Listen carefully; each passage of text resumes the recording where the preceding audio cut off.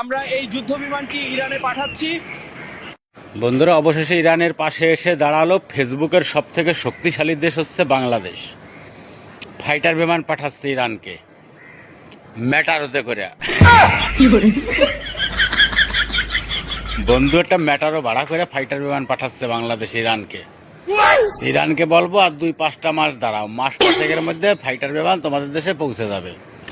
আর বিমানের পায়া দুইটা একটু খারাপ আছে, রিস্টার্ট নেচ্ছে না, মোবিল ড্রেন করতে হবে, সার্ভিসিং করতে হবে। এই যে ম্যাটারোতে ভরে পাঠাই দিল, একটু সার্ভিসিং করে ওইটা একটু সারে নিয়ে তারপরে দেহ চলে নাকি, তারপরে চালাইয়ে যুদ্ধ করো।